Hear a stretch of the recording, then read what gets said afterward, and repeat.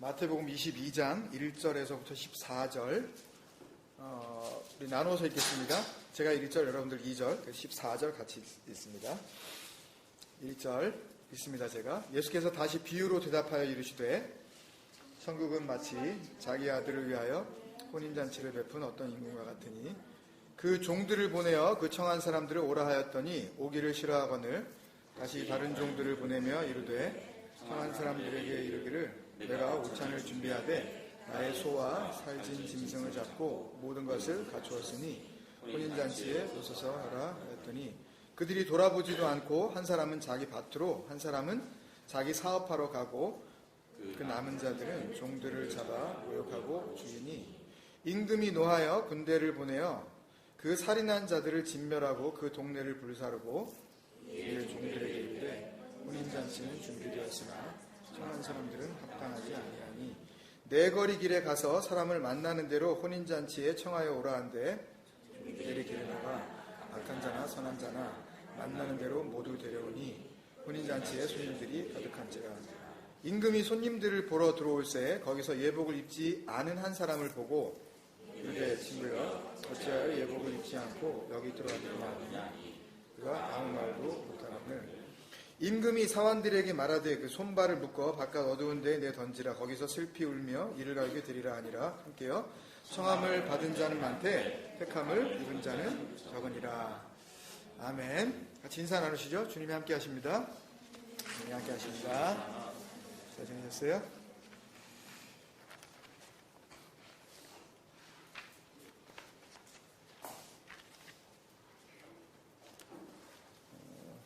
어, 45번째 쉽게 나누고 깊이 생각하는 예수님의 비유 시간입니다. 여러 번 우리가 여러 경로를 통해서 들었던 말씀이죠. 이 비유의 말씀은 너무나 잘 알고 있는 말씀이고, 그래서 보통 이 말씀을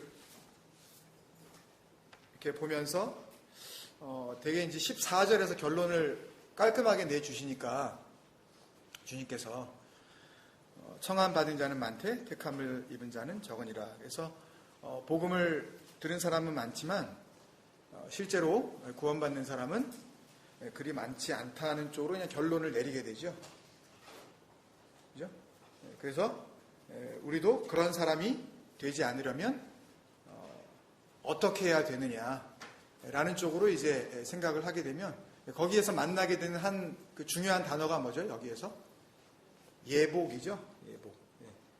예복을 제대로 안 입었기 때문에 이제 쫓겨나게 됐으니까, 그죠? 그냥 거기에 이제 초점을 맞추게 되죠.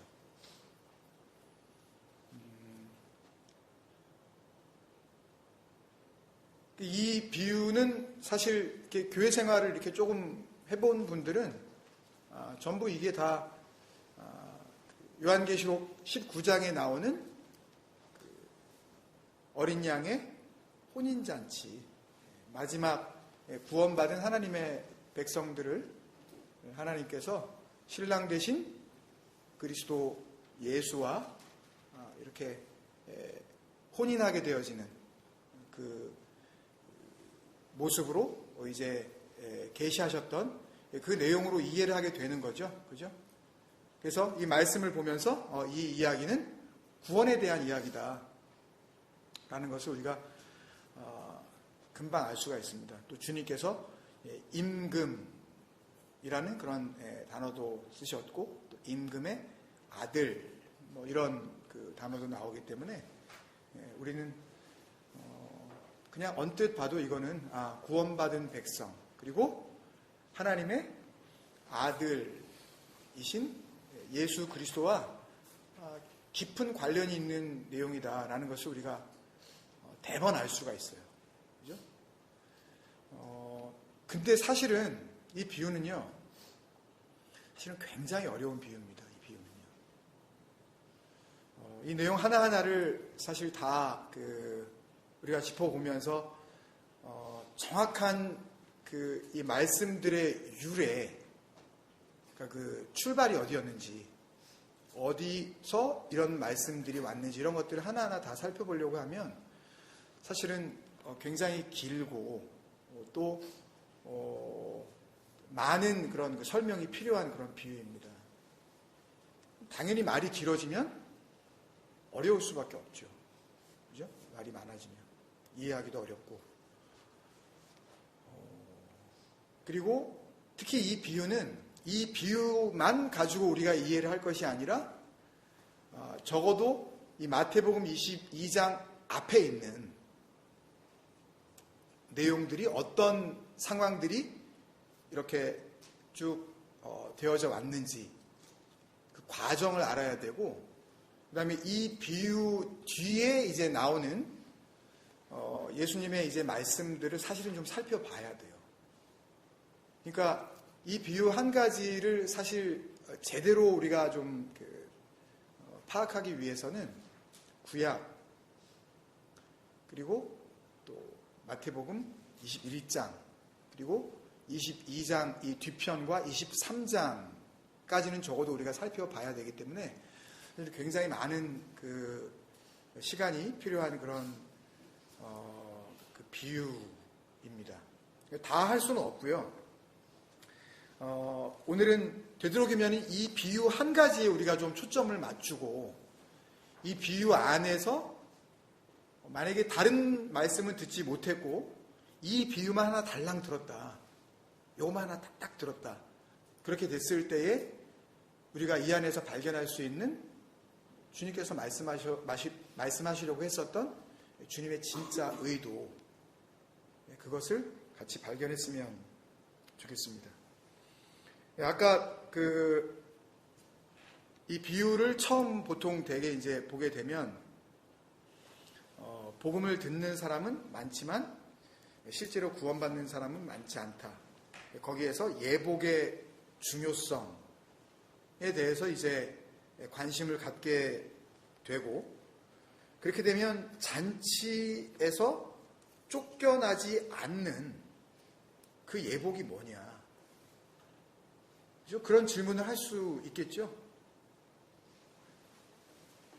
없겠어요? 그리고 예복을 입지 않았다는 건 또 뭐냐? 그게 무슨 뜻인가? 이게 중요해지잖아요. 그죠? 그것 때문에 쫓겨났으니까. 맞아요. 그 예복이 중요해요. 예복이 굉장히 중요하고, 예복을 입지 않았다는 것, 그 상태도 굉장히 중요한데, 근데 이 예복은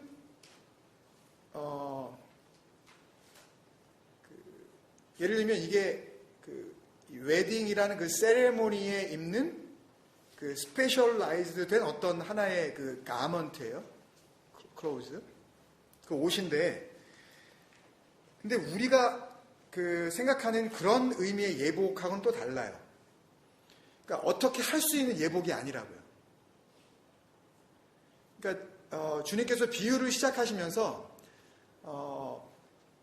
이 잔치는 누구의 잔치요? 누구요? 임금의. 임금이라는 이 헬라어 원어는 다스리는 자, 통치자의 의미인데, 그러니까 하나님의 왕국, 그럴 때 킹덤 오브 갓 할 때 그 킹덤의 룰러로서의 의미거든요. 다스리는 자로서의 의미거든요. 그러니까 모든 것을 가진 자, 다스리는 자는 모든 것을 가진 자죠. 권력을 가지고 있었기 때문에. 그러니까 모든 것을 가진 자의 아들이 결혼을 한단 말이에요. 그리고 잔치가 열렸어요. 그리고 사람들이 그 잔치에 이제 인바이트 된 겁니다. 청함을 받은 거예요. 그죠? 오라고. 그랬을 때 그 잔치에 참석해야 되는 그 인바이티드 된 사람들, 그 사람들에게 필요한 게 뭐가 있을까요? 그 잔치에 가려면. 예? 초대장? 예, 뭐 중요하겠죠? 왕의 잔치예요. 모든 것을 가진 자의 아들의 잔치. 필요한 게 있을까요? 그 잔치는 왕이 다 준비하는 거예요.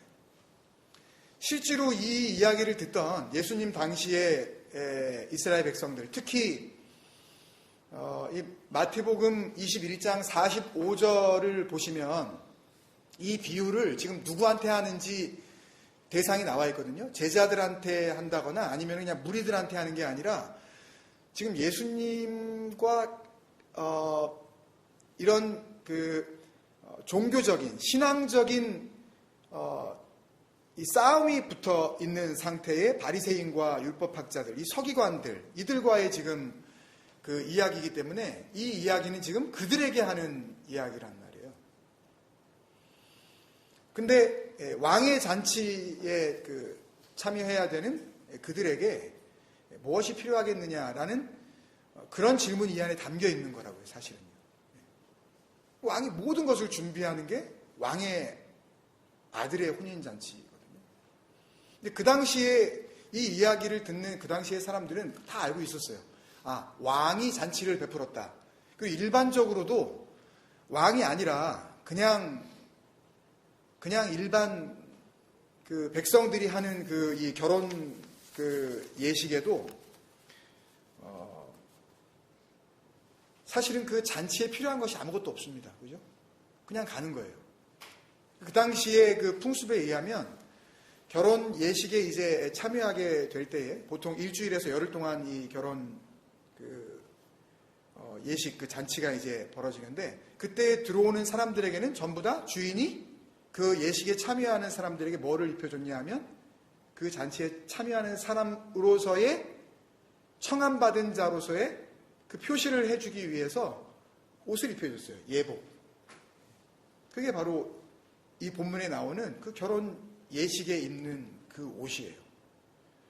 그러니까 음식도 그 결혼 예식의 주인이 다 준비할 것이고, 그리고 그들이 입는 옷도 바늘 한 땀 따지 않고 단추 하나 달지 않죠. 전부 다 주인이 다 준비하는 겁니다. 가뜩이나 임금의 아들의 잔치는 모든 것을 임금이 준비하는 거죠.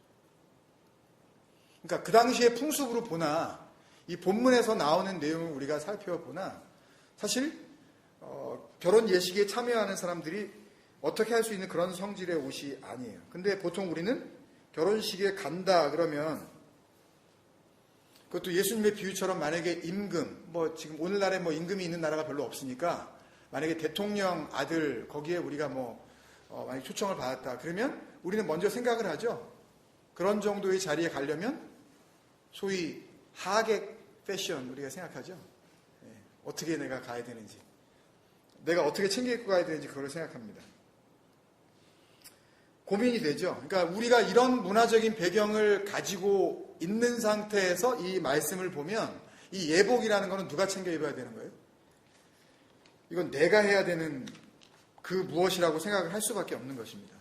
근데 한번 우리가 그런 생각으로 그런 방향 쪽으로 이게 구원과 직결되어 있고 하나님의 나라에 온전히 거할 수 있는 그런 굉장히 중요한 부분이다라고 우리가 생각을 하게 된다면, 그렇다면 이것을 내가 어떻게 해야 되느냐, 그 예복이라는 문제를 내가 어떻게 해결을 해야 되느냐라는 쪽으로 고민을 하게 되고 그런 방향으로 한번 생각이 흐르기 시작을 하면, 그러면 그게 무엇인지 알고 싶어지죠. 예복이 뭔지. 그리고 예복을 입고 있는 게 어떤 상태인지 알고 싶어지죠. 그리고 나서 어느 정도 자기 자신이 합당하다고 생각하는 그 적용점을 발견하게 되면, 이게 예복이구나. 이게 그런 왕의 아들의 잔치에 계속 머무를 수 있게 하는 그런 옷이구나. 라는 것을 내가 말씀을 통해서 만약에 내가 알게 되면, 예를 들면 뭐가 있어요? 우리가 찬양한 것처럼 자기 열심, 아까 자기 사랑 있잖아요. 내가 하나님을 사랑해야지, 이런 거요. 그리고 모든 상황에서 감사해야지, 이런 거 있잖아요. 참 감사하다, 이러는 거요. 하나님께 충성을 다해야지, 헌신됐다 그러잖아요. 그런 것에서 우리가 예복의 의미를 발견하게 되고 그거를 덜컥 붙잡아 버리게 된단 말이에요. 그걸 믿어버려요. 그렇게 되면 그 믿음이, 그렇게 붙잡은 그 믿음이 그 사람을 어떻게 하게 됩니까? 그 사람을 다스리죠. 그 믿음이 하나의 구원의 방편이 되어버려요. 잘 이해가 안 되세요, 여러분? 이 이야기가요? 그거를 확신하게 되어지면, 이렇게 하면 이게 구원의 길이야 라고 여러분들이 생각을 하시게 되면, 그러면 그걸 굳세게 붙잡으려고 한다고요. 그리고 잠깐 놓친 상태에서 마음이 흔들리면, 내가 그걸 놓쳤구나 하고 다시 그걸 붙잡으려고 간다고요. 그리고 그거를 다시 좀 단단히 붙잡게 되면 여러분 마음이 어떠세요? 조금 평안해지죠. 그리고 하나님 앞에서 내가 구원받은 자로서의 삶이 맞아 라고 생각을 하다가 또 갑자기 애들하고 한번 대판 싸우면 또 역시 거기 그 믿음에서 내가 또 완전히 그냥 곤두박질 쳐서 내 믿음은 이 정도밖에 안 됐어 그러면서 막 스스로 막 괴로워하죠. 그러다가 또 화해를 이루고 웃는 얼굴로 이렇게 생글생글 거리면 그러면 역시 하나님의 사랑이 나를 또 이렇게 인도하고 계셔. 그러면서 또 자신감을 갖게 되어지죠. 맨날 엎치락 뒤치락 하잖아요. 여러분들 아니신가 본데. 그러니까 자기 희생을 감수하면서 헌신을 하게 됩니다.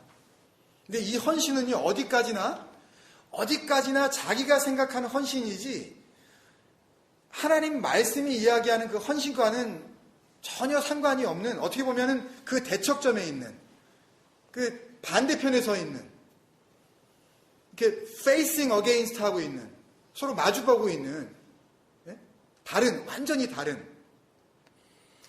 그 헌신일 수도 있는 겁니다. 근데 이때 누군가가 그렇게 자기가 예복이라고 생각했었던, 그리고 이게 예복을 입고 있는 거야 라고 생각했었던 그 헌신이요, 여러분이 생각하는 그 봉사, 그리고 그 열심, 그리고 그 희생을 아무것도 아닌 거라고, 완전히 무가치한 거라고 이렇게 누군가가 그 치부를 해버리면, 평가를 해버리면, 그건 아무짝에도 쓸모없는 거야. 그거 가지고는, 그건 예복도 아니지만 예복하고 상관도 없는 거고, 그런 거 가지고는 하나님 나라에 상관도 없는 거야 라고 만약에 하게 되면, 그러면 그 사람에게 그 말은요, 그 사람의 그런 어떤 행동을 무시하는 정도의 말이 아니라 그 사람 자체를 무시하는 말이 되어지는 거예요. 그래서 인격을 모독당했다고 생각을 하게 됩니다. 불쾌해져요. 마음속으로 이를 갑니다. 두고두고 마음에 남게 되고 상처를 받았다고 자기는 생각을 해요. 그리고 그런 식으로의 자기의 그 예복이 이게 내 구원이야, 이게 내 믿음이야 라고 붙잡고 있었던 것에 상체기를 내는 그런 행동이 누군가가 계속 몇 번 더 주어지게 되면, 그러면 그 상대방을 어떻게 하고 싶어지는지 아십니까, 여러분? 죽여버리고 싶어요. 그런 상대방을. 사무치도록 미워집니다. 그 열심, 그 믿음, 그 헌신, 그 희생이 깊으면 깊을수록, 뜨거우면 뜨거울수록 그 원하는, 그 원망은, 그 복수의 마음은 그만큼 더 깊어질 수밖에 없습니다. 나를 어떻게 보고, 지가 내 마음을 어떻게 알아, 그죠? 내 진심도 모르는 인간이 네가 뭘 한다고 이래라 저래라야, 이런 마음을 먹게 된다고.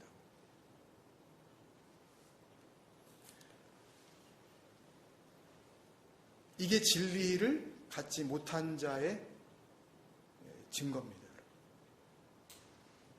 불쾌해요. 참지를 못합니다. 고린도후서 12장 한번 잠깐 보시고요. 고린도후서 12장.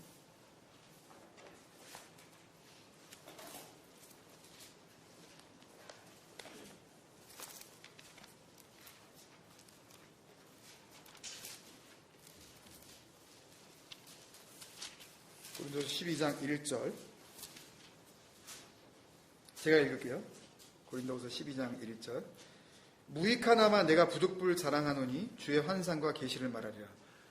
자기도 계시록 쓰겠다는 거예요, 지금요. 사도 바울이. 요한만 계시록 쓰는 게 아닙니다. 사도 바울도 계시록을 쓰는 거예요, 사실은. 내가 그리스도 안에 있는 한 사람을 아노니. 이게 누구겠어요? 자기 자신을 이야기하는 겁니다. 그리스도 안에 있는 한 사람을 아노니. 그는 14년 전은 사도행전 22장에 사도 바울이 3차 전도여행 다 마치고 예루살렘에 돌아와서 예루살렘에 있었던 예루살렘 교회에 있는 예루살렘에 있는 기독교인들에게 설교를 하면서 했었던 그 내용 가운데에 내가 그리스도를 다메스코상에서 만나고 나서 그 이후에 내가 비몽사몽간에 내가 그리스도의 말씀을 들었다라고 할 때의 그 이야기로 대개는 그 학자들이 이야기를 하고 있습니다. 근데 뭐 어떤 건지 정확하진 않지만 하여튼 14년 전에 그런 일이 있었다는 거예요.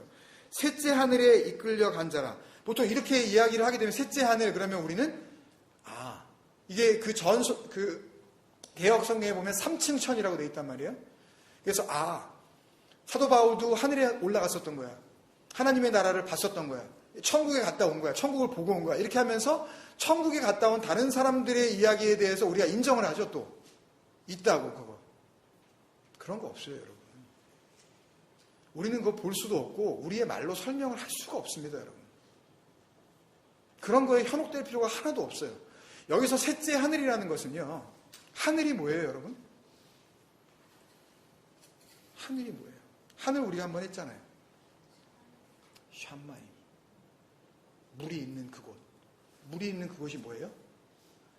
진리가 담겨져 있는 곳이란 말이에요. 그러니까 첫째 하늘은 첫 번째 진리가 담겨져 있는 곳. 그게 뭐였겠어요? 첫 번째 진리를 담겨서 보여주신 거. 그게 말 못하는 성전이었죠. 그게 진리였단 말이에요. 그 하늘. 거기다가 하나님께서 하나님의 진리를 담아주셨단 말이에요. 그걸 보고 성막을 보면서 이게 진리야. 물두멍을 보면서 이렇게 씻김을 받는 거야. 그리고 양을 잡아서 그 피를 흘리며 피를 뿌릴 때에 그 피 흘림을 통하여서 하나님께서 말씀하시는 진정한 죄사함이 무엇인지 깨달았으면 그게 십자가가 되는 거였어요. 거기서 그리스도를 발견할 수가 있었다고요. 근데 그걸 알아먹지 못하니까 하나님께서 그것을 부숴버리는 거죠. 그게 첫 번째 하늘이라고요. 내가 첫 번째 하늘이 뭔지도 알고 두 번째 하늘은 뭐예요? 두 번째 진리. 이제 말 못하는 성전으로 이해를 못하니까 하나님께서 말하는 성전을 보내주신 거죠. 그리스도. 예수로 이 땅에 보내주셨는데도 말을 하네 이제는 성전이. 예수 그리스도께서 내가 성전이다 그러셨잖아요. 요한복음에. 예루살렘 성전을 갖다 뒤엎어버리시면서 너희가 무너뜨려봐라. 이걸 무너뜨려봐라. 그럼 내가 사흘 만에 내가 다시 세우리라 하면서 다시 세워질 자기 자신, 진정한 성전 대신 자기 자신을 이야기하신 게 그렇게 말씀하셨잖아요. 그러니까 둘째 진리도 알았다는 거예요. 그럼 세 번째 하늘은 뭐예요, 그러면? 세 번째 진리. 그러면 그 말하는 진리도 이제 말하는 하늘도 없어지고 그것도 다 이해가 된 거예요. 첫 번째 하늘이 뭔지 알았고 두 번째 하늘이 뭔지 알았고 세 번째 하늘이 뭔지 아는 거예요. 세 번째 하늘은 어디에 있는 거예요? 내 안에 있는 거예요. 내 가슴팍에 십자가로 그냥 약속으로 박아버리신 거예요. 그냥. 그게 뭔지 알았다는 거예요. 그러니까 그렇게 되고 보니까 그가 몸 안에 있었는지 몸 밖에 있었는지 이게 꿈이야 생시야 이 얘기를 하는 게 아니에요. 그렇게 내가 3층 천 셋째 하늘을 알게 되니까 세 번째 진리 나에게 들어와 버리신 나를 그냥 관통해 버리신 나를 강권하셔서 내 안에 그냥 폭력적으로 들어와 버리신 그 진리 이게 사정 봐주지 않잖아요. 들어갈까 말까 그러지 않으신다고요. 마귀가 우리에게 그냥 악한 영으로 들어오듯이 하나님의 진리의 영도 그걸 원하는 자들이 그게 진리예요 라고 깨달은 자들에게 그냥 들어와 버리신다고요. 내가 사실은 달라 그래서 주시는 건 아니에요. 그게 뭔지 안 자들은 그걸 구하게 될 것이고 알았으니까 그거 달라 그러는 거 아니에요. 뭔지 모르면서 어떻게 달라 그래요. 뭔지 모르면서 달라고 그러는 그 달라 그러면 만나 그러면서 이게 뭐야? 그러면서 받아놓고도 또 그거 먹고 죽는다니까요. 진리라고 알고서 그 진리를 비진리로 또. 그러니까 조금 부연 설명을 드리면 진리 그러니까 여러분들이 자꾸 그걸 혼돈하시고 이게 뭐야라고 생각하실지 모르지만 진짜 진리가 뭐겠어요, 여러분? 진리는 하나밖에 없잖아요. 주님께서 내가 진리야 그러면서 그냥 그거 가르쳐 주시잖아요. 그럼 내가 진리야라는 것은 곧 그리스도가 진리라면, 예수가 진리라면, 그 아들이 진리라면, 그러면 그가 누구에게 보내를 받아 온 거예요? 그 아버지에게 우리 아버지가 진리야 라고 하시는 거나 마찬가지란 말이에요. 나는 내 말 하지 않는다. 내 보내신 자의 말을 한다 그러시니까. 하나님이 진리란 이야기란 말이에요. 그러면 하나님께서 진리시라면 우리가 진리를 안다. 그리고 내가 진리 안에 거한다. 그리고 진리가 내 안에 거한다. 그래서 진리와 내가, 하나님과 내가, 그리스도와 내가 연합이 되었다. 유나이티드 되었다. 그죠? 그러면 나는 그리스도가 되는 거고 그리스도는 내가 되어져서 사실은 나라는 존재는 이미 그 순간에 하나님의 눈앞에서 삭제가 되어져서 그리스도로 보이기 시작을 한 것이고 그래서 내가 곧 뭐가 되는 거예요? 그래서 아비가 되는 겁니다. 그래서 요한 일서에 나오는 그 아비의 신앙 그게 뭐 조금 좀 성숙한 그 정도의 신앙이 아니라 아비, 아버지의 집. 그러니까 우리가 아버지의 집이 되면 그걸 아버지라고 부르시는 거예요. 그 진리가 내 안에 들어와 버리시니까. 그러면 진리가 뭐겠어요, 여러분? 우리가 생각하는, 여러분들이 생각하는 그 두 마음, 무슨 이야기를 하더라도, 심지어 지금 복음을 들고 복음으로 어떻게 설명을 해보려고 제가 아무리 애쓴다 하더라도, 이렇게 이 복음을 들으면서도, 그거 좋은 거네? 그거 나쁜 거네? 하면서 여러분들이 그걸 붙잡으시려고 하잖아요. 한편으로는, 그러면은 그런 헌신하지 말아야지 또 생각을 하시죠? 예? 그런 열심 내지 말아야지 이렇게 생각하시잖아요. 그러면서 나는 이 헌신을 해야지. 진짜 헌신해야지 내가. 그러면서 뭔가를 또 하려고 그러잖아요. 우린 또요. 예? 그 모든 것에서 하고 말고 하는 이 모든 것에서 벗어나는 게 진리라니까요. 여러분. 하나님은 그런 거 안 하실 거 아니에요. 하나님은 뭘 하려고 그러시고 안 하려고 그러시고 이거를 해야 이게 좋은 거고 이거를 안 하면 안 하는 게 또 뭐 좋은 거고 이런 식으로 하나님은 안 하신단 말이에요. 하나님은 우리가 가지고 있는 그런 선악 구조 가운데 갇혀 계신 분이 아니라는 말이에요, 여러분. 그럼 내가 진리 안에 거한다는 이야기는 내 안에 진리가 들어와 버렸다는 이야기는 그런 모든 선악의 판단 기준 가운데에서 내가 이제는 해방되었다는 이야기거든요. 그러니까 여러분들이 절대 여러분들의 신앙의 정도, 여러분들의 열심, 여러분들의 어떤 그 헌신의 어떤 그 레벨을 가지고 여러분들이 만족하거나 아니면 거기에 불만족하거나 그런 상태에서 완전히 벗어나게 돼요. 왠지 여러분이 이렇게 막 굉장히 기쁠 때 있죠. 뭔가를 해놓고 이렇게 역시 나는 쓸만해. 그런 마음이 들 때 하나님과의 관계에 있어서 그리고 뭔가 이렇게 살면서 역시 나는 아니야. 나는 여전히 나는 참 쓸데없어. 라고 생각하는 그런 상태 있잖아요. 그게 하나님 앞에서는 둘 다 죄라니까요, 여러분.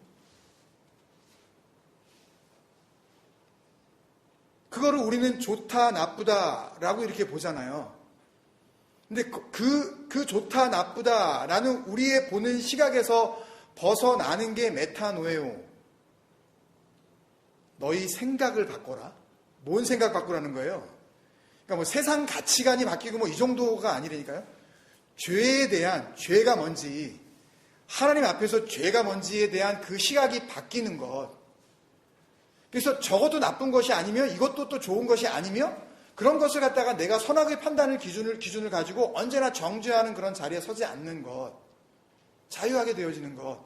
그래서 누군가가 진리 안에 거한 자들의 그 믿음, 하나님 앞에서 살아가는 그 신앙의 그 삶은요, 누가 자기한테 왜 그 모양이야? 왜 그거밖에 못해? 아니면 너 그렇게 해가지고 너 구원 못 받아? 라는 그런 거에 더 이상 연연하지 않아요. 기분 나빠하지 않는다고요. 거기서 벗어났기 때문에. 그래서 그가 몸 안에 있었는지 몸 밖에 있었는지 나는 모르거니 하나님은 아시느니라. 또 3절에 내가 이런 사람을 아노니 몸 안에 있었는지 몸 밖에 있었는지 나는 모르거니 하나님은 아시느니라. 이게 몸 안에 있든 몸 밖에 있든 이제 나는 그게 별로 상관이 없다는 거예요, 지금요. 그 정도의 수준이 되어져 버리는 거예요. 진리가 나를 다스리기 시작하면. 그가 낙원으로 이끌려가서 말로 표현할 수 없는 말을 들었으니, 말로는 이제 표현이 안 되는 말을 들었으니 사람이 가히 이르지 못할 말이로다. 이게 말이 안 된다는 거예요. 그러니까 들었는데, 그 진리를 내가 들었는데 그 말을 사람이 전하는 말로 내가 말을 하려고 하는 순간 그 말은 이미 진리가 아닌 말로 들려지기 때문에 내가 말할 수도 없다는 거예요. 근데 5절에 보면 내가 이런 사람을 위하여 자랑하겠으나 나를 위하여는 약한 것들을 위해 그러니까 내 육신으로 보면 나는 자랑할 게 없는 거예요. 아무것도.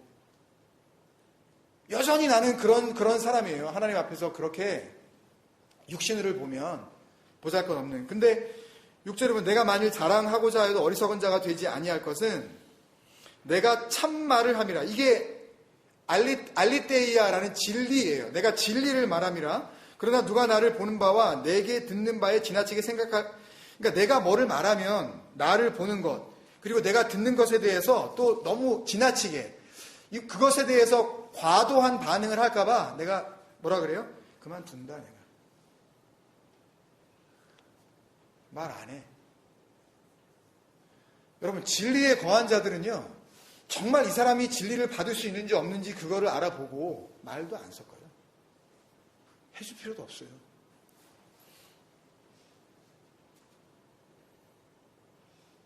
싸움도 안 일어나겠죠, 별로. 그러니까 가정 안에 만약에 이런 일이 있다고 칩시다, 여러분. 누군가는 진리가 되었어요. 근데 몇몇 만약에 가정 안에 나는 진리라고 붙잡고 있지만 그 사탄적인 그 악마의 그 품성을 그대로 가지고 있는 그 마음, 그 두 마음을 그대로 가진 채 자기가 그것을 욕심으로 이걸 해야지, 이걸 하지 말아야지 하는 그런 상태에서 하나님을 믿는 거예요. 그런 상태에 있는 그런 자들과 말이 안 됩니다, 여러분. 말이 이루어지질 않아요. 왜냐하면 진리 안에 지금 거한 진리가 된 자는 그 말을 꺼내놓으려고 하는 순간 이 사람은 그거를 비진리로 그냥 받아들이기 때문에 이 사람이 내가 진리의 말을 꺼내놓아도 이 사람이 어떻게 이 말을 받고 있는지 내가 그냥 알 수가 있어요. 그냥 알 수가 있다고요. 그렇기 때문에 거기에서 다툼이 일어나지 않게 하려고. 왜냐하면 그 다툼을 가지고는 진리 안에 거하지 못한 자를 진리에 거하게 할 수가 없기 때문에. 그렇기 때문에 그냥 그만두자. 그리고 어떻게 하겠어요, 여러분? 그 진리에 거한 것도 내 힘으로 된 게 아니잖아요. 그냥 자랑할 것이 없는 그냥 일방적인 선물이잖아요. 똑같이 말씀을 주시고 똑같이 이 땅에 있는 내 몸을 비롯해서 이 만물들을 똑같이 주셨는데 어떤 이는 땅을 보면서 보이지 않는 하늘을 보네? 어떤 이는 내 몸뚱아리를 보면서 영원히 거할 그 나라에 하나님과 함께할 그 진정한 그 영원한 그 내 몸을 보게 되네? 이런 사람이 있다니까요, 여러분. 그게 뭐예요, 여러분? 그게 이터널 라이프예요. 그게 영생이에요. 그게 구원 받은 거라고요, 여러분. 그러니까 구원을 아는 것과 구원 받은 상태는 다릅니다. 오늘 비유는 사실은 그 얘기예요.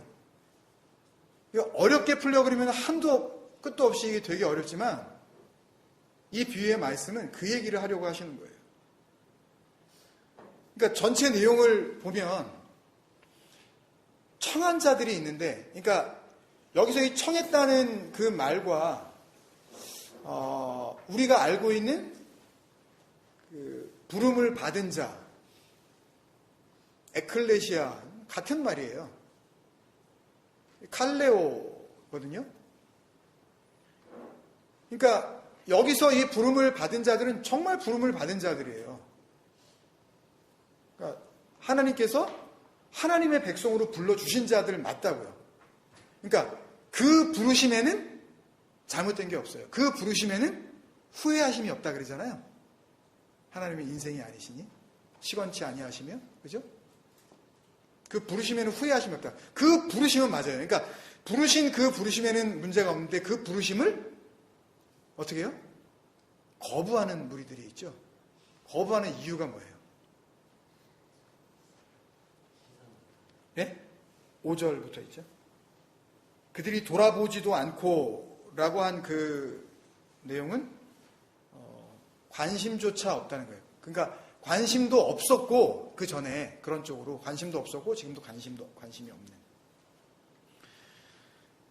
한 사람은 자기 밭으로, 한 사람은 자기 사업하러 가고, 남아있는 자들은 종들을 잡아 모욕하고 죽여버리네요.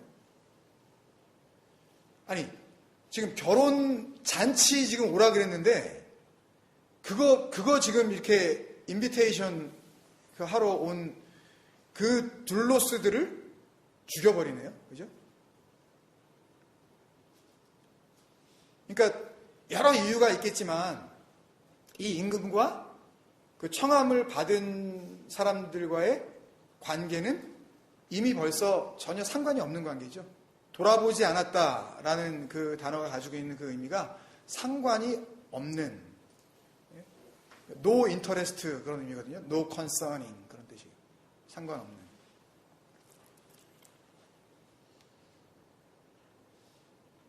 그러니까 자기들이 가지고 있는 일상과 여러분들이 가지고 있는 general life, everyday, 여러분들이 가지고 있는 여러분들의 삶,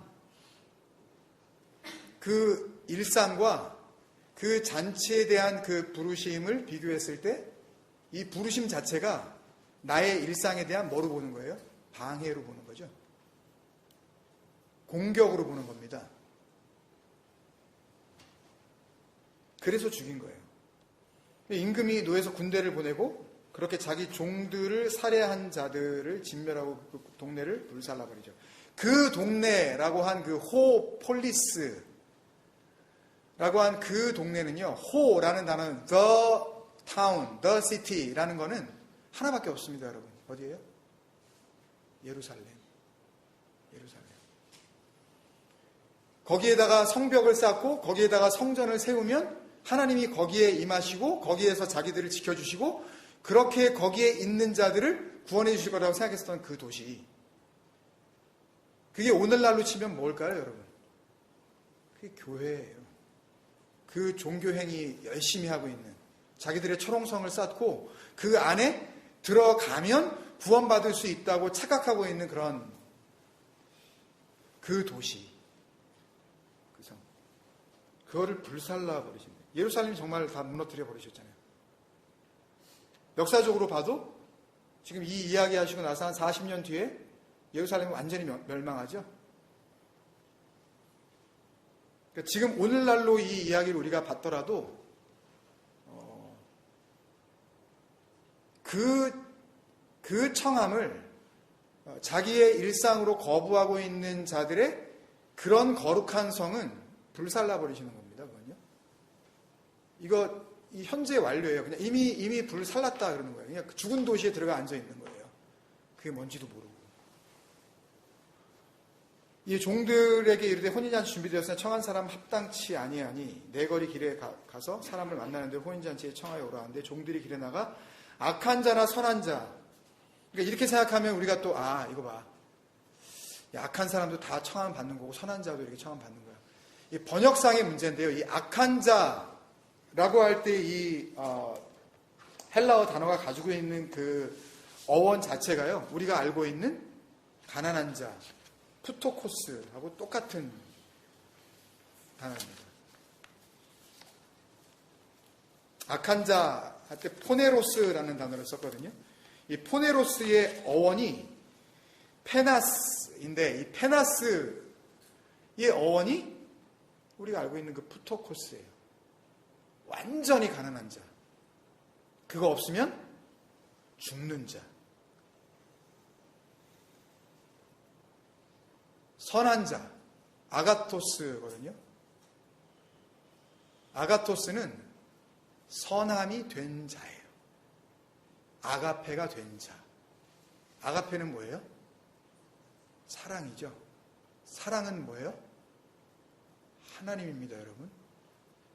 여러분, 사랑을 여러분들이 어떤 걸로 생각하시는, 어떤 그 의미를 생각하시고 계신지 모르지만, 아가페는 하나님을 가리키는 고유 명사예요. 그래서 요한 사도가 요한 1서에 하나님은 아가페다 그런 거예요. 그러면 하나님이 아가페고 사랑이 하나님이면, 그러면 아가토스, 그 선함이 된 자, 그 사랑은 곧 하나님이시라면 진리죠, 그게. 하나님은 진리시니까. 그죠? 그러면 선함이 된 자라는 이야기는 곧 진리가 된 자들이라는 의미겠죠. 그래서 내거리에 나가서 사람들을 닥치는 대로 데려오는 게 아니라 거기에 나가서 누구를 데려온 거예요? 심령이 가난한 자. 그리고 의를 위하여 핍박받는 자. 그게 진리가 된 자잖아요. 그러니까 진리를 위하여서 거짓말을 하지 않기 때문에 거짓말을 하는 모든 사람들이 그 사람에게 계속 그 말을 못 받아들이겠다고 이렇게 거부하고 있는 게 핍박이라고 말씀을 드렸잖아요. 그죠? 네. 못 살게 구는 게 아니라. 그러니까 그 둘로스들, 그 하나님의 그 종들은 길에 나가서 그 사람들을 데리고 온 겁니다. 손님들이 가득한 거예요. 임금이 손님들을 보러 들어올 때 거기서 예복을 입지 아는 한 사람을 보고, 여기서 예복을 입지 않았다라는 이 지금 그 11절 그 말씀을 직역을 하면요, 그 왕이 그 식탁에 앉은 자들을 보았다. 그리고 거기서 혼인잔치의 예복이 입혀져 있지 않은 한 사람을 보았다. 그런 의미예요. 직역을 하면. 그러니까 예복을 입지 않은 이라고 하면 동사가, 주어가 누가 돼요? 그 서브젝트가. 그 사람이 되죠. 근데 이건 수동태예요. 혼인잔치의 예복이 입혀져 있지 않은 자. 그러니까 이렇게 되면은 그 예복을 입혀주는 사람이 있다는 얘기죠. 그죠? 예복을 입혀주는 사람이. 12절에 또 직역을 하면, 이에 그가 말했다 그에게, 친구여, 어떻게 혼인잔치의 예복을 입지 않고 여기 들어왔느냐. 여긴 그랬잖아요. 근데 그걸 직역을 하면 에콘이라는 단어를 썼는데 이거는 to be예요. 영어 단어로 치면. 어떻게 혼인잔치의 예복이 되어지지 않고 여기에 있느냐, 그런 뜻이에요. 그러니까 그 옷을, 예복을 입히잖아요. 그러면 그 예복을 입는 순간 그 사람이 뭐가 되는 거예요? 그 예복이 되는 거예요. 다 끝났으니까 너무 힘들어하지 마세요, 여러분. 네. 예복이 되어지지 않고 여기에 있느냐,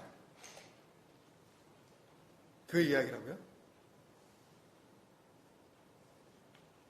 그랬더니 그가 어떻게 해요?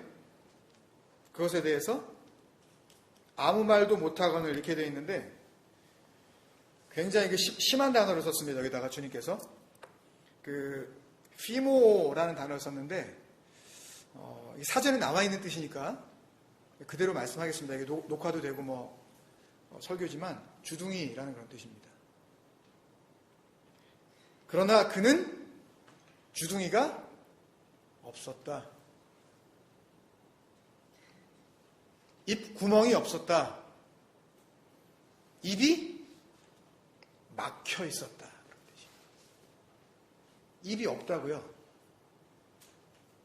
무슨 말인지 모르시겠어요? 그러니까 할 말을 잊었다는 게 아니라, 그러나 그가 말이 없었던 이유는 그가 입이 없었기 때문이다, 그런 말이에요, 여러분. 그러니까 그 악한 자라고 해석된 그 포네로스, 그 진정으로 가난한 자나 선함이 된 아가토스, 그 진리가 되어진 자들은 뭐가 있다는 이야기예요? 말이 있다는 이야기예요. 말. 진리가 된 자는 뭘 가지고 있는 거예요? 그 영. 진리는 영이란 말이에요. 말을 가지고 있다는 이야기는 뭐가 있다는 이야기예요? 주둥이가 있다는 이야기죠. 할 말이 있다는 이야기예요. 꺼내놓을 말이 있다는 이야기예요. 근데 예복이 입혀지지 않고, 예복을 줬단 말이에요, 지금. 근데 예복을 지금 들고 있네, 이 인간이. 그리고 그냥 놔둔 거예요, 그냥. 왜? 예? 그 이유가 그 뒤에 나옵니다. 그가 아무 말도 못하거늘, 입이 없어요. 근데 그 대신에 뭐가 있어요? 13절에 보니까 임금이 사원들에게 말하되 그 손발이라 그랬는데, 헬라어 원어 그 성경에 보면 그 두 손과 두 발, 그러니까 두 손도 다 있고 두 발도 다 있어요. 뭘 할 수 있다는 거예요? 자기가 할 수 있다는 거예요. 자기가 입을 수 있고 자기가 걸을 수 있는 자였다는 거예요. 나중에 시간이 없으니까 이 병행구절인 누가복음 14장에 가서 보시면 이 악한 자, 선한 자를 갖다가 이야기하시면서 가난한 자, 걷지 못하는 자, 불구, 저는 자, 병신, 이 사람들 데리고 오라 그러셔요. 근데 정말 그런 그 지체 장애자, 그 disabled people들을 데리고 오라 하시는 말이 아니라 가난한 자, 부토코스, 불구, 뭐예요? 자기 힘으로는 걸을 수 없는 자. 자기 힘으로 걸을 수 없었으니 어떻게 하고 있는 거예요? 그냥 그 자리에 머물고 있는 거죠. 아무것도 못한 거예요. 병신. 내 몸 가지고는 동작 하나도 할 수 없는 그런 지체 장애자. 걸을 수 없는 안진뱅이. 안진뱅이가 뭐 하겠어요? 앉혀놓으면 그대로 앉아 있겠죠. 그 상태에 나는 아무것도 한 게 없어요. 할 수도 없을 뿐만 아니라 난 가진 게 없네? 우리가 잘 알고 있는 헤벨. 자기의 헤벨됨을 철저하게 하나님 앞에서 고발당하고, 나 맞아요, 주님. 나 아무것도 할 수 없는 안진뱅이 맞아요. 나 병신 맞아요. 나 주둥이? 내 주둥이 없어요. 그러면 하나님께서 뭘 주시는 거예요? 그러면 말 못하는 자, 못 보는 자, 귀 막힌 자들 주님께서 뭘 어떻게 뱉어요? 자기 침을 뱉으시잖아요, 꼭. 진리이신 그분의 입에서 나오는 물, 좀 지저분하고 더럽지만 뭐밖에 없어요, 여러분? 침밖에 없잖아요. 그걸 증거해 주시는 거예요. 침은 흐르니까 높은 데에서부터 낮은 곳으로. 그러니까 그거 발라주겠다 그러시는 거예요. 그걸 바르면 어떻게 돼요? 바른 순간 못 보던 건 보게 되고. 그러니까 실제로 장님이나 귀머거리를 갖다가 어떻게 해결해 주시려는 게 아니란 말이에요. 그걸 보면서 그 비진리의 문제 해결을 보면서 이걸 통해서 뭘 알라는 거예요. 진짜 진리의 해결을, 그거를 알라고 하시는 건데, 그것만 붙잡고서 그거 또 무슨 치유 은사니 치유 사역이니 이따위 짓 하고 앉아가지고. 백날 남은 뭐 할 거예요? 그 두 발로 뭐 하냐고요, 여러분. 실제로 몸에 가지고 있었던 안병이 떨어져 나간 인간이요. 그 안병 떨어져 나가자마자 그 건강한 몸 가지고 어떻게 했는 줄 아세요? 자기 바람 필 때 그 여자 다시 만나러 갔어요. 도대체 그 건강한 몸이 도대체 우리에게 구원에 무슨 능력이 되냐고요, 여러분. 아니, 말 좀 잘하고 설교를 갖다 그럴싸하게 하고 여러분들이 재밌게 하는 그 설교가 도대체 여러분에게 무슨 의미가 있냐고요. 전하는 자나 듣는 이가 함께 살지 못하는 설교를 우리가 한 편이라도 듣는 도대체 이유가 어디에 있겠냐고. 없다고요. 그런 건 들을 필요도 없고 그런데 시간을 낭비할 이유도 없어요. 그러면 주님께서 두 손과 두 발을 묶었다는 이야기는 네 손, 두 손, 두 발 다 살아있었네? 그거 묶어가지고 내가 그렇게 심판할 거야.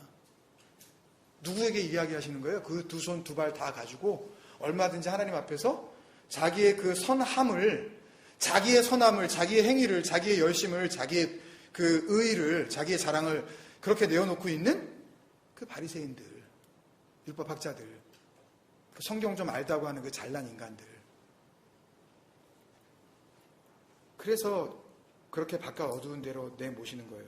그리고 14절은 청함을 받은 자는 많되 택함을 입은 자는 적으니라. 그것은 그렇게 청함을 받은 자는 사람들이 많지만 택함을 입은 자는 그렇게 많지 않을 거야 라고 이야기하시는 게 아니라, 여기서 많다, 적다 할 때 쓴 그 단어 자체가요, 만퇴라고 해석을 한 그 폴루스라는 단어와 적으니라 라고 한 그 올리고스, 이 두 단어는, 이거는 절대 그 부정을 이야기하는 거예요. 그러니까 만퇴라는 이야기는 거의 모든 사람이 다 부르심을 받았다, 다 전해줬어, 그 진리를. 근데 택함을 입은 자, 그 사람은 적다 그랬죠. 이 올리고스라는 이야기는 almost nothing 그런 의미예요. 없어. 우리 그런 그 비유했었죠. 그 억울한 과부와 불의한 재판관 비유해서 주님께서 갑자기 뜬금없이 말씀을 마치시면서 누가복음 18장에 보면, 그러나 인자가 세상에 올 때에 호 피스티스, 그 믿음 보겠니? 마지막 때에 정말 주님 어서 오세요. 마라나타, 빨리 오세요. 그 간구가 그 원한이 그 간구였다는 거. 여러분, 진리가 된 자들이 원하는 건 하나입니다, 여러분. 주님, 이 비진리의 세상에서 나를 빨리 거두어 주세요.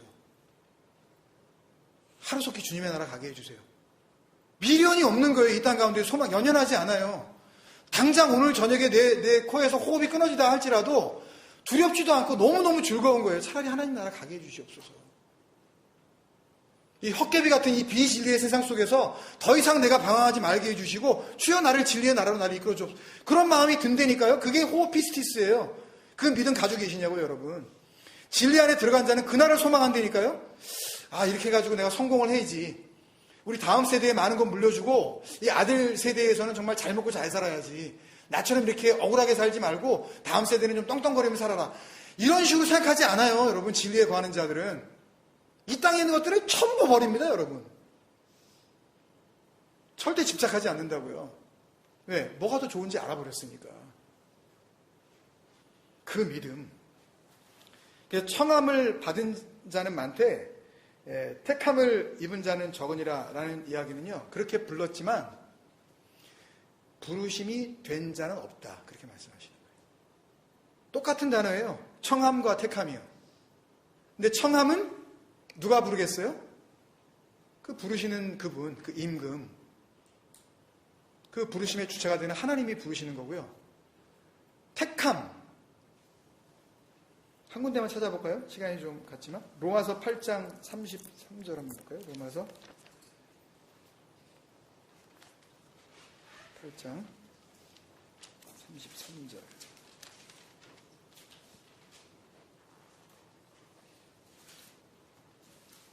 같이 한번 읽을까요? 시작. 누가 능히 하나님께서 택하신 자들을 고발하리요? 의롭다 하신 이는 하나님이시니. 여러분, 택하신 자들은 이미 벌써 하나님의 눈에는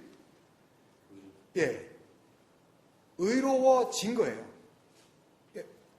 판결이 끝났다고요. 더 이상 이제 그러니까 그는 무슨 짓을 하더라도 오해하지 마세요, 여러분. 그러면 이제 마음대로 살아도 되는 거야? 그렇게는 오해하지 마세요. 이거 설명하려면 또 시간이 기니까. 근데 이제는 어떤 삶을 살더라도 이미 의로워진 걸로 이제 끝나버린 거예요. 택하심을 받은 자들은 어떤 자들이라고요? 의롭다 하신 자예요. 한 군데만 더 볼까요? 계시록 14장 17절. 계시록 14장. 계시록 4장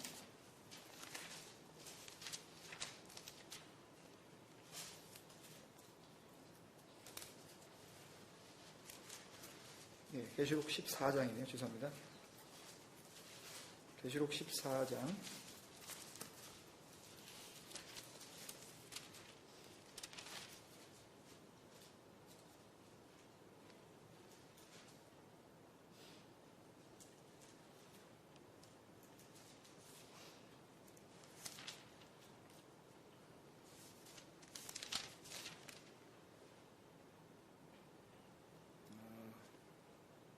그 말씀을 보지 마시고 누가복음 23장 35절 보십시다. 쉽게 알 수 있도록 누가복음 23장 35절 누가복음 23장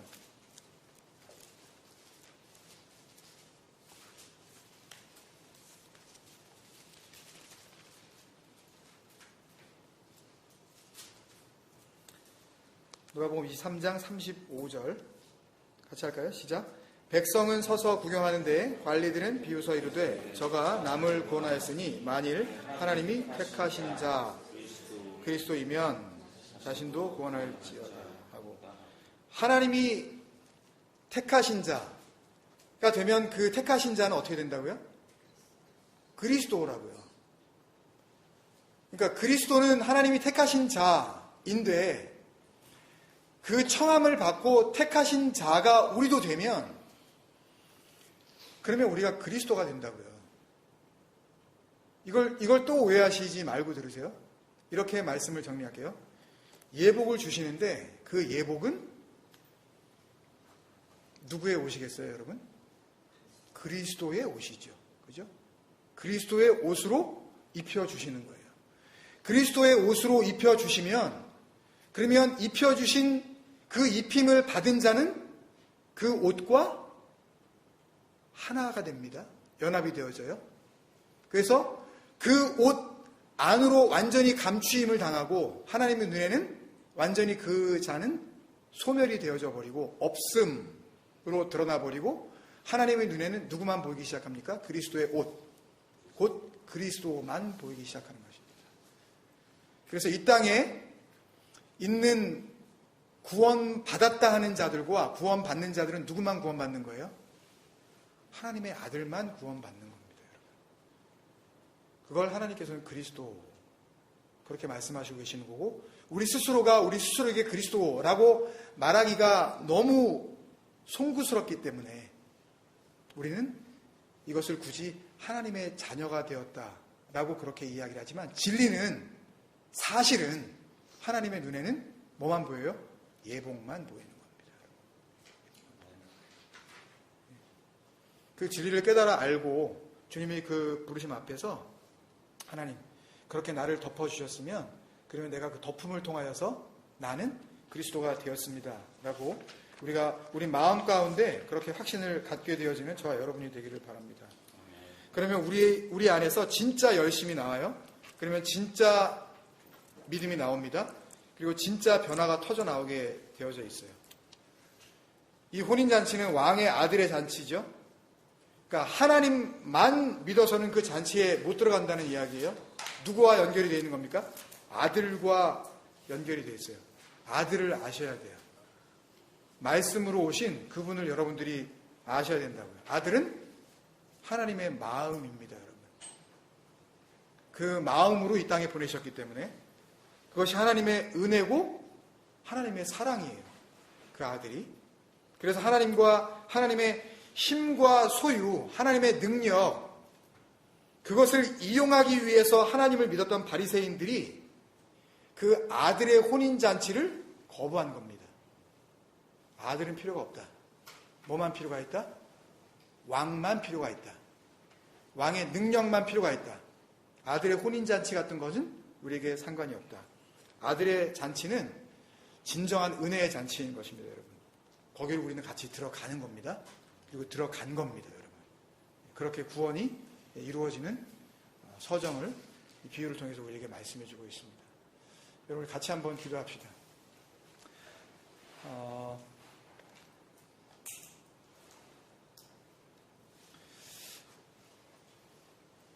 예수님께서는 이 마태복음 22장이 지나고 나서 마태복음 23장부터 신랄하게 그들을 이 이야기의 대상이 되었었던 그들을 비난을 합니다. 화 있을 진저, 독사의 자식들아, 뱀의 새끼들아, 막 그러면서 막 신랄하게 공격을 해야 됩니다. 단순히 저주를 받고 그냥 멸망하라는 그런 의미가 아니라 말씀으로 오신 그분이 그 진리를 그들에게 넘겨줄 때 그것을 받지 못하면 정말 너희들은 그렇게 죽임을 당할 수밖에 없다는 것을 알려주시는 겁니다, 여러분. 근데 그 말씀을 진리로 받아들었으면 그들은 거기에서 벗어나서 그 아들에게 올 수가 있었습니다, 여러분. 근데 그 자리에 머물러 있으면서 그래도 나는 내 열심으로 구원을 이룰 수 있을 거라고 생각했었던 그들은 전부 그렇게 멸망을 당한 것입니다.